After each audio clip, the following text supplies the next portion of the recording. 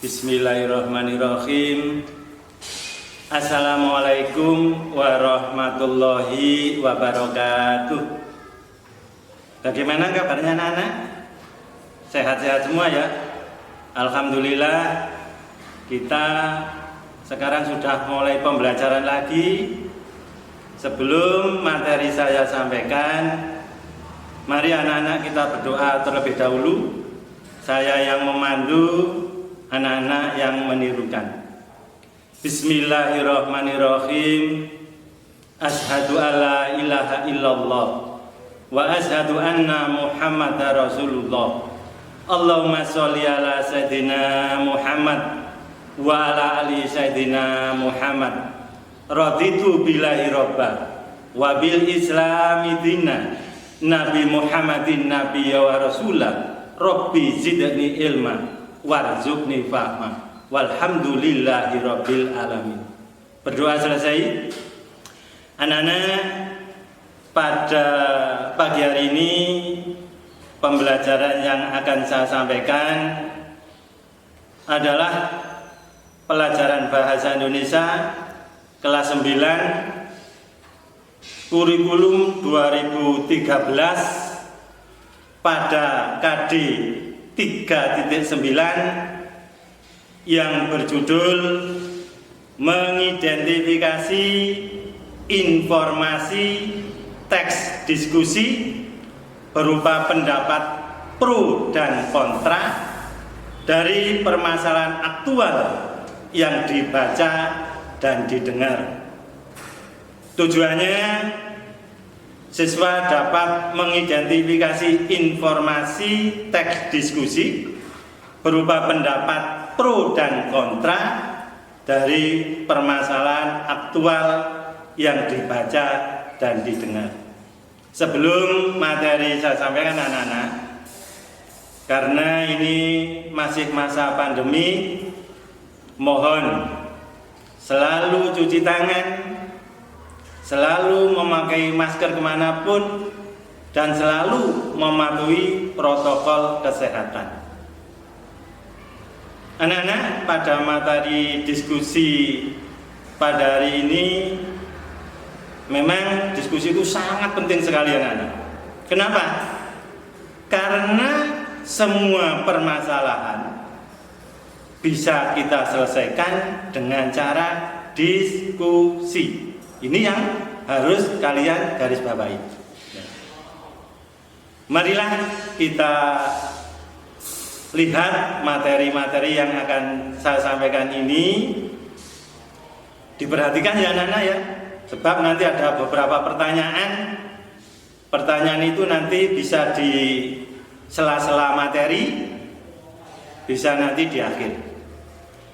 Teks diskusi itu berisi informasi aktual yang di dalamnya terdapat dua pendapat, yaitu pendapat pro dan pendapat kontra.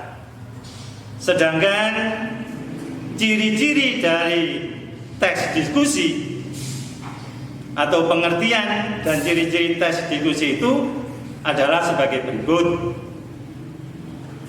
Sebuah wacana yang berupa tulisan yang membeberkan dua pendapat berbeda, satu di sisi pendukung, satu di sisi kontra, yang diakhiri dengan simpulan atau rekomendasi penulis. Berarti dalam diskusi itu ada dua, ada yang setuju, ada yang tidak, ada yang pro, ada yang kontra. Ini supaya diperhatikan. Tapi nanti harus ada simpulannya ya.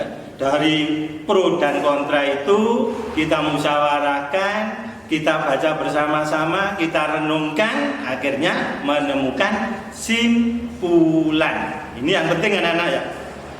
Sedangkan perbedaan pendapat yang diusung akan mengakibatkan kedua belah pihak saling bertukar pikiran mengenai suatu topik yang menjadi bahan perbincangan dengan cara diskusi.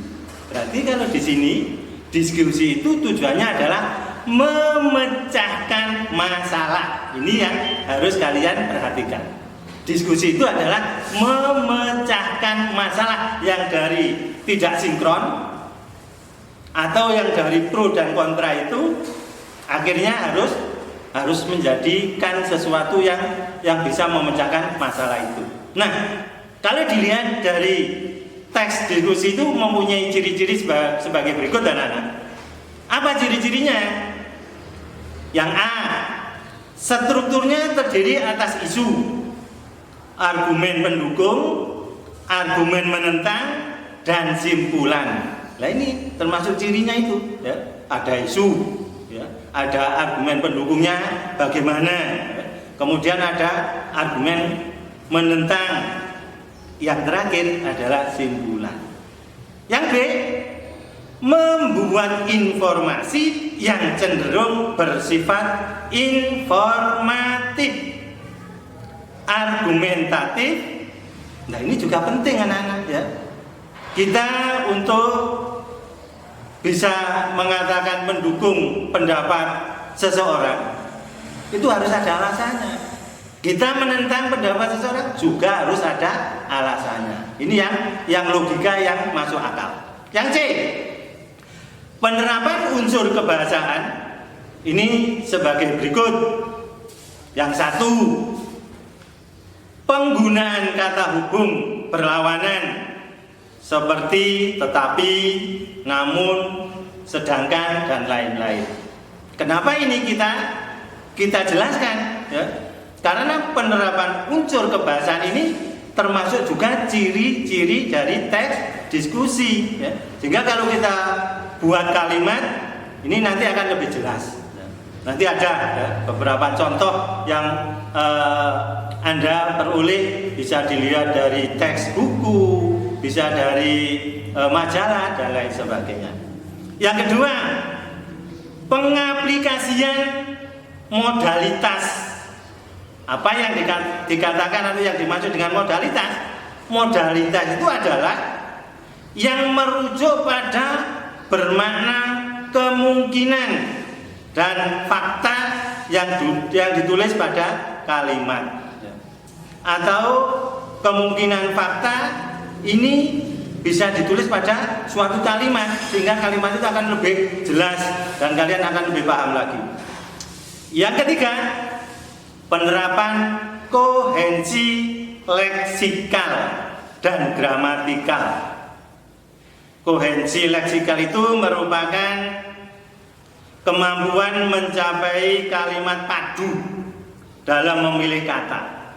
Kohensi gramatikal, kemampuan mencapai kepaduan kalimat dengan menggunakan aturan tata bahasa. Anak-anak, memang sekali lagi diskusi itu sangat penting. Kalian kalau ada masalah apapun harus didiskusikan, sehingga nanti bisa kita musyawarahkan jalan yang terbaik dan lain sebagainya. Contoh-contoh yang sudah saya jelaskan tadi, uraian itu sebagai solusi, ya, untuk sebagai bahan acuan untuk kita bisa menyelesaikan suatu masalah yang menurut kalian tidak bisa. Dengan diskusi itu akan lebih mudah. Nah, kalau itu tadi sudah kalian dengarkan, akan muncul pertanyaan yang pertama. Apa pertanyaannya? Jelaskan ciri-ciri teks diskusi. Itu tadi yang sudah saya jelaskan. Kemudian materi berikutnya, anak-anak, yaitu informasi teks diskusi berupa pendapat pro dan kontra. Sebenarnya tadi dari awal sudah saya singgung, ya. Pendapat pro itu apa? Yaitu pendapat yang berisi pernyataan mendukung, menunjang, atau menyokong pendapat orang lain. Berarti dia itu setuju. Berarti dia itu bersepakat atau mempunyai pendapat yang sama. Ini yang dikatakan pendapat pro. Sedangkan pendapat kontra, pendapat yang berisi penentangan atau tidak setuju terhadap suatu pendapat. Berarti ini ada dua, ya. Ada dua pendapat ini yang yang bertolak belakang. Yang satu setuju, yang satu pro, atau yang satu kontra atau tidak setuju. Ini nanti harus ada yang namanya musyawarah, diskusi itu, sehingga akan muncul yang namanya kesimpulan. Nah, kesimpulannya inilah sebagai titik tengah antara yang pro dengan kontra, sehingga mempunyai suatu penyelesaian yang terbaik. Nah, sehingga muncul tugas kedua. Tugasnya apa, anak-anak? Informasi teks diskusi berupa pendapat pro dan kontra. Buatlah masing-masing 2 kalimat pro dan kontra. Sekali lagi, kalian disuruh membuat 2 kalimat. Yang satu pro, yang satu kontra. Pasti bisa, ya. Dengan harapan semua soal ini bisa dikerjakan dengan baik, ya. Tulisannya rapi, ya. Ini akan membuat nilai kalian menjadi baik. Materi berikutnya, anak-anak. Simpulan isi teks diskusi, ya. Setelah memahami isi teks diskusi, kamu harus mampu menyimpulkan isi teks diskusi. Sebelum kalian melakukan penyimpulan isi teks diskusi, terlebih dahulu kalian harus mampu mengetahui isi teks dan meringkas isi teks tersebut. Sehingga perlu adanya apa? Tahap-tahap yang harus dilalui sebelum menyimpulkan teks diskusi itu. Yang pertama apa? Menentukan isi teks diskusi. Atau menentukan ini sama saja mencari, ya. Mencari isi teks diskusi itu di mana? Apa isinya? Ya. Dengan cara bagaimana untuk kita supaya bisa menentukan isi teks diskusi? Caranya adalah dengan mengambil garis besar atau intisari teks tersebut. Ya. Kita baca teksnya itu, kita ambil garis besarnya, intinya apa ya? Nah, ini baru kita bisa menentukan isi teks diskusi. Ya. Yang kedua apa? Meringkas teks diskusi. Memang kalau kita membaca suatu teks yang panjang, ya, kita itu harus melakukan peringkasan, membuat catatan-catatan kecil, sehingga kita akan mudah untuk menyimpulkan isi teks diskusi itu. Bagaimana caranya? Langkah-langkah apa yang harus kita lakukan? Yang pertama adalah membaca teks diskusi dengan seksama. Kamu baca berulang-ulang, dibaca lagi, nggak paham dibaca lagi sampai paham. Yang kedua, menentukan gagasan pokok setiap paragraf. Sehingga di situ beberapa paragraf yang ada itu, kamu tentukan gagasan setiap paragraf itu apa. Ya, itu akan tahu dari situ. Ya. Yang ketiga apa? Merangkaikan setiap gagasan pokok tersebut dalam kalimat sendiri. Ya, ini penting sekali anak-anak, ya. Memang kadang-kadang suatu bacaan, sesuatu teks itu kalau kita buat kalimat sendiri, kita itu akan lebih mudah. Kita akan lebih bisa menjelaskan sesuai dengan kemampuan kita, ya. Kita akan lebih dong, lebih paham kalau kita bisa membuat kalimat sendiri, ya. Kadang-kadang walaupun di teks itu ada kalimat yang sulit untuk kita pahami, ya. Tapi kalau kita sudah bisa membuat kalimat sendiri, ini akan lebih mudah. Yang ketiga, anak-anak, yaitu menyimpulkan isi teks diskusi. Ini ada langkah-langkahnya. Yang pertama, kalian harus membaca teks diskusi dengan seksama. Kemudian mencatat isi pokok teks diskusi. Ya. Isi pokok teks diskusi itu merupakan gagasan pokok teks. Gagasan pokok merupakan informasi penting yang disampaikan penulis. Jadi penentuan isi pokok informasi itu berdasarkan gagasan pokok setiap paragraf. dalam teks diskusi.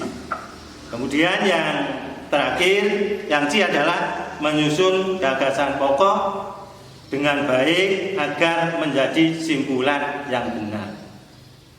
Itu anak-anak materi-materi yang berkenan dengan teks diskusi itu tadi, mulai dari pengertiannya, ciri-cirinya, ini sudah saya jelaskan semua.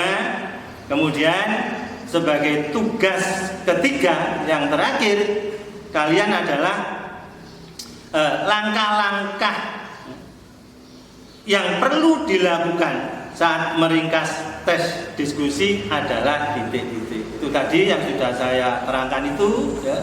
Anak-anak, materi yang saya sampaikan hari ini mohon, ya, sekali lagi kamu lihat videonya berkali-kali sampai paham, baru kalian mengerjakan tugasnya, ya. Itu yang bisa sampaikan anak-anak. Jangan lupa kalian setiap hari harus selalu menghormati Bapak Ibu Dewan Guru, menghormat pada orang tua, dan selalu berdoa pada Tuhan Yang Maha Esa. Terima kasih. Ada kurang lebihnya saya mohon maaf.